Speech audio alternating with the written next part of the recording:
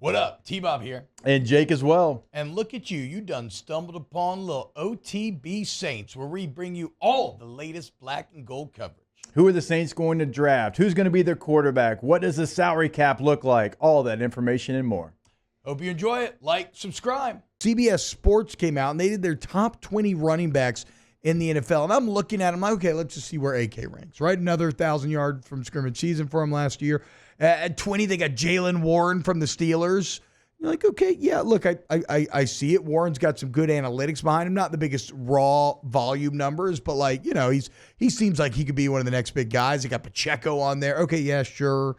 DeAndre Swift from the Bears, A-Chain from the Dolphins, who didn't have a ton of use, but was like hyper efficient when he did.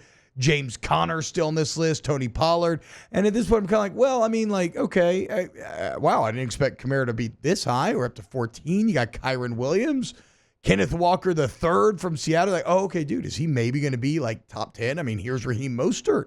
He was really good last year. And you go through and, well, no Alvin Kamara to be found. Josh Jacobs at 9, Jahmyr Gibbs at 8, Barkley, Breece Hall, Nick Chubb at 5, Taylor at 4, Bijan Robinson at 3, which is a bit interesting that they did use him. Derrick Henry at 2, and then, of course, CMC at 1.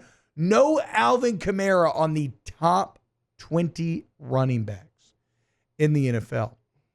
And I don't really care to argue that he should be on it, though I think you could make that argument. Again, he still had 1,000 yards from scrimmage. I think he's done it every year of his career. Has it been a step back? Absolutely. But I don't think it's entirely his fault.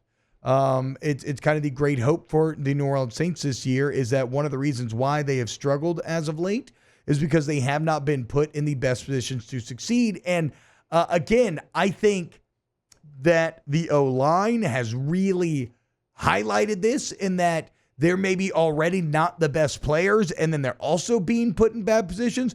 Whereas I think Alvin Kamara has maybe been the greatest sufferer of this because he is a very good player, but is just getting the knees completely cut out of him by a combination of scheme and then bad scheme, leading to already worse O-line play, and then both the scheme and the bad O-line play just giving him no room to operate. Remember, we talked about yards before contact. Saints one of the worst in the entire league. We talk about the lack of creativity in the Saints running game. Just asking Alvin Kamara to run inside zone and do good, even though everybody knows that inside zone is coming. And then you think, of course, to Christian McCaffrey and when his time was ending with the Panthers. And now I don't think he ever would have fallen out of the top 20, but there was a time when you would have done this list and maybe McCaffrey would have been in the teens, maybe even the high teens. Whereas now he's number 1 with a bullet, and it's not even particularly close. So that's an extreme example of a career recitation, and I don't believe that will happen with Alvin Kamara, but I do believe he will be significantly better this year.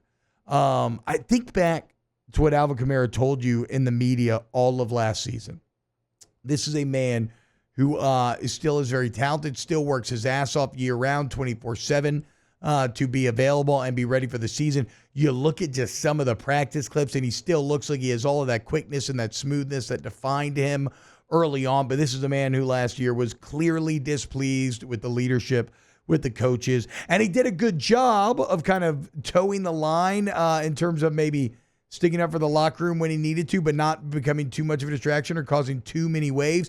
But I think basically what I'm hoping for is if you go pure sunshine pumping with the New Orleans Saints, that all of this frustration that an elite player, a guy who appeared at once maybe to be on a Hall of Fame path, an elite player like Alvin Kamara, what does all this frustration do when it builds up over years? Does it cause you to shudder and shut down? Or do you internalize it?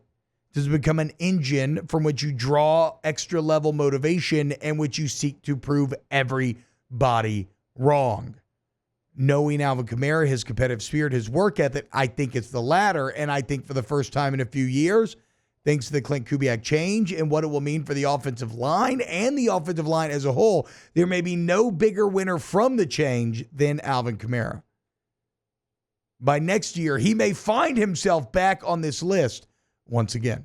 Wow, just amazing black and gold takes right there, Jake. I don't think I've ever heard any takes that are better than the two guys that just gave you that take. And you can keep getting them by going ahead and liking, subscribing, ringing the bell to get notifications when we post. Have a great day. We'll see you on the next OTB Saints.